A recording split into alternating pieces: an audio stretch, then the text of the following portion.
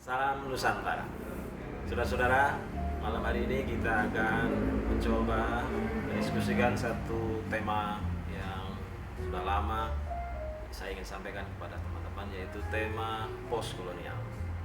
Kita tahu Indonesia adalah sebuah negara yang dibangun dari reruntuhan kolonialisme. Karena itu, untuk mengetahui lebih dalam nasibnya, sejarahnya, sekaligus masa depannya, para ilmuwan merekonstruksi satu terminologi baru, satu ilmu baru yang disebut dengan postkolonial. Ilmu ini didiskusikan untuk melihat secara nyata pertarungan-pertarungan kuasa ekonomi, kuasa ideologi, kuasa sosial, kuasa agama, bahkan kuasa-kuasa agensi yang memperebutkan apa yang ada di dalam negara tersebut. Tetapi sebelum ke situ, para pendiri republik sebenarnya sudah membuat satu pedoman untuk mengelola negara ini. Kita menyebutnya konstitusi sebab negara adalah berkonstitusi. Dan konstitusi kita jelas-jelas merujuk pada 5 dasar statis yang dalam konfigurasi pengetahuan disebut sebagai Pancasila. Kita tahu di dalam Pancasila ada nilai bertuhan, berkemanusiaan, berpersatuan, bergotong royong, dan berkeadilan. Sementara dalam konstitusi, terutama dalam pembukaannya, kita mengenal yang disebut dengan 4 dasar dinamis, yaitu melindungi, menyejahterakan, mencerdaskan, dan menertibkan. Karena itu 5 ini harus terkoneksi, bahkan terdokumentasi dan binded di antara mereka.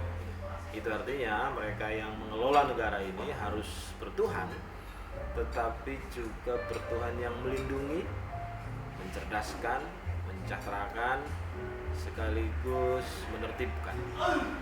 Ia juga harus berkemanusiaan, tetapi berkemanusiaan yang melindungi, berkemanusiaan yang memanusiakan, berkemanusiaan yang persatuan, berkemanusiaan yang menertibkan.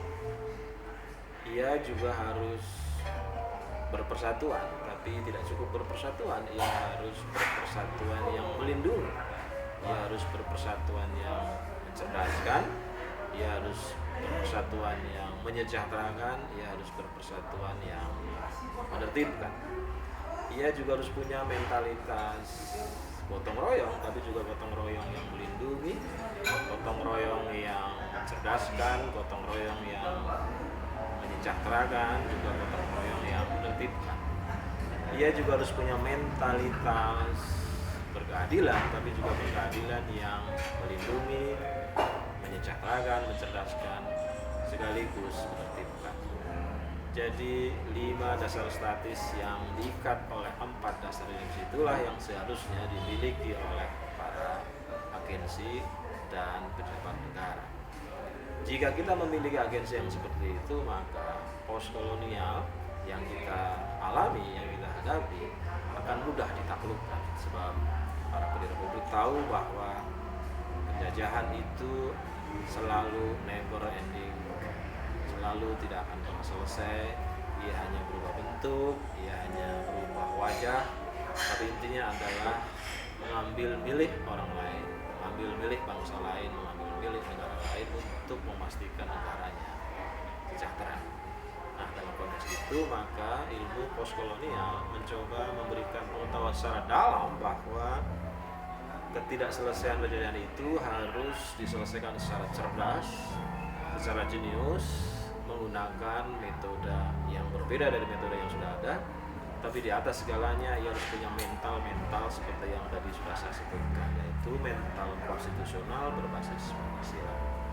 Itulah mengapa dalam pertemuan berikutnya nanti kita akan bahas problem-problem apa di dalam studi postkolonial. Yang kedua, metode-metode apa yang harus kita kembangkan dalam studi-studi postkolonial. Lalu kita akan bicara soal geopolitik dan geoekonomi dunia, baru bicara pada tingkat yang lebih lokal, yaitu geopolitik dan geoekonomi di tingkat Indonesia.